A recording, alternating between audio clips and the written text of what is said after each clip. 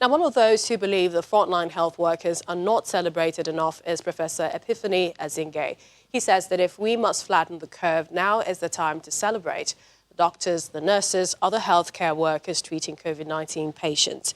Professor Epiphany Azinge is a renowned lawyer, graduated from the University of Lagos in 1976 with a second-class upper degree, proceeded to the University of London for his master's degree, specializing in comparative constitutional law.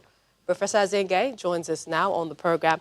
Thank you, Professor, for joining us. Joins us from our Abuja studios. Now, Professor, you are of the opinion that our healthcare workers should be celebrated. A lot has been said about that and the different ways other countries are doing this. Is there a special way you think that this should be done here in Nigeria? Very well. Yes, firstly is to say that, of course, in some of the speeches made by Mr. President and some other high-ranking officers, a lot of kudos and commendations seem to have been demonstrated or shown to the frontliners. But I still feel that flowing from what obtains in other climes and jurisdictions, that a lot can still be done. Nigerians need to come out in unison to celebrate our frontliners. The risks attendant to what they are doing is enormous. And indeed, in some instances, we've noticed that a good number of them pay the supreme sacrifice.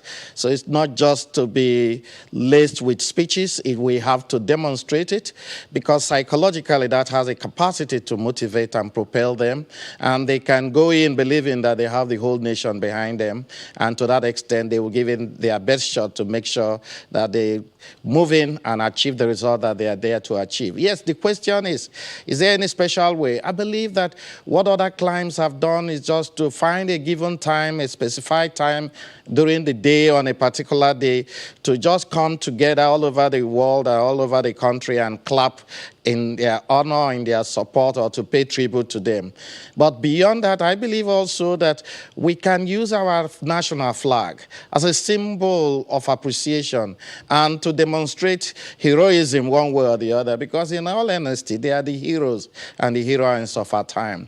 Those doctors in the front line, the nurses, the pharmacists, the lab technicians, amongst others, even the police people, the officers of NCDC, and all the other people from the health sector, they are doing so much in our favor, in our honor, and they should be so widely acknowledged and recognized in Nigeria. So whichever way we designate, whichever way we agree upon, I believe that the advocacy or the movement we are propelling or pushing is that a date in the week, preferably a Wednesday, and you can choose a time, maybe 5 p.m., and that may be the adequate time for Nigerians to agree to stand up and applaud these people, wave the national flag, clap them out, and then tell them thank you for a job well done and for the good job they continue to do throughout this period. I wanted to quickly get your point of view, if you can, in less than a minute, and that's because our health workers are still getting caught up in the virus. What do you think is responsible, and perhaps do you think that we should put in legislation to compel government to protect the front lines, against this pandemic? Very briefly. Well, I don't think that it's a matter of legislation. I think ordinary policies direction in that regard can assist. Maybe we can motivate them in various ways. I think we've already started along that line. Insurance is one very important one. How do you take care of anyone who dies in the front line? Is there any way you can compensate the family adequately? I believe some of those things put together as a policy directive can help in a long way. I don't think it is a matter for legislation, but if it can come under the new legislation that is being proposed in the National Assembly, I think that also will suffice in the circumstance. Right, we appreciate your time. Senior Advocate of Nigeria, Professor Azinge, thank you for joining us on the program.